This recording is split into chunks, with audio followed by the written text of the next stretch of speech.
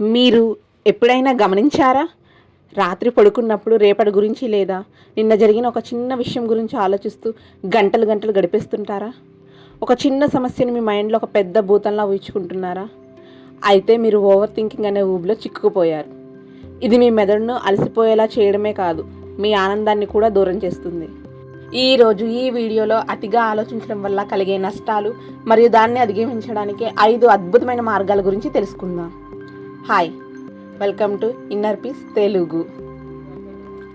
అతిగా ఆలోచించడం అంటే కేవలం ఆలోచించడం కాదు, అది ఒక మెంటల్ లూప్.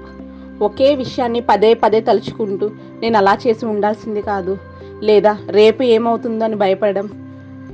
గుర్తుంచుకోండి, overthinking is the art of creating problems that weren't even there. అంటే లేని సమస్యలను మనమే సృష్టించుకోవడం. ఇది ఒక బ్రేక్ లేని కార్ లాంటిది. అది మిమ్మల్ని ఎక్కడికి తీసుకెళ్ళదు, కానీ మీ శక్తిని మాత్రం పూర్తిగా హరిస్తుంది.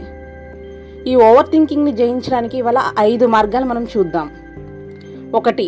2 minute రూల్. మీరు ఏదైనా విషయం గురించి ఆలోచిస్తున్నప్పుడు మీకు మీరే ఒక ప్రశ్న వేసుకోండి, ఈ ఆలోచన వల్ల నాకు ఏదైనా పరిష్కారం దొరుకుతుందా అని.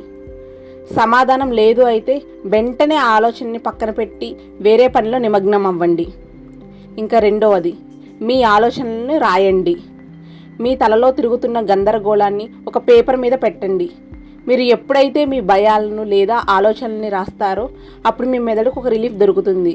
ఆ సమస్య అంత పెద్దది కాదని మీకు అప్పుడు అర్థమవుతుంది. ఇంకా 3వది, వర్తమానంలో జీవించండి. చాలా వరకు మన ఆలోచనలు గతంలోని చేదు జ్ఞాపకాలు లేదా భవిష్యత్తు గురించిన భయాలే. కానీ మీరు మార్చగలిగేది కేవలం ఈ నిమిషాన్ని మాత్రమే. ఒక్కసారి దీర్ఘంగా శ్వాస తీసుకోండి. మీ చుట్టూ ఉన్న పరిసరాలను గమనించండి. వర్తమానం మీద దృష్టి పెట్టండి. 4వది, పర్ఫెక్షనిజం వదిలేయండి. అన్నీ పర్ఫెక్ట్గా జరగాలి అనుకునే వారిలోనే ఈ ఓవర్ థింకింగ్ ఎక్కువగా ఉంటుంది.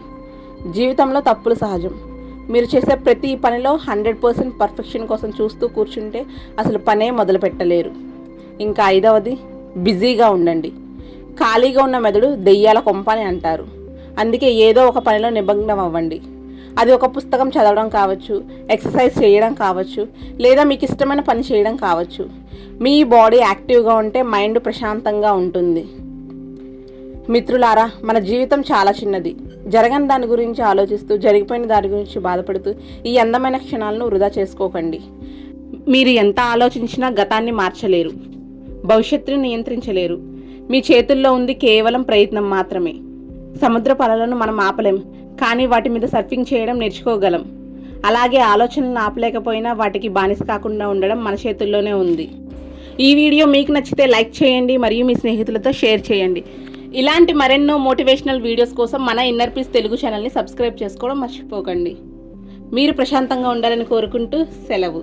ధన్యవాదాలు.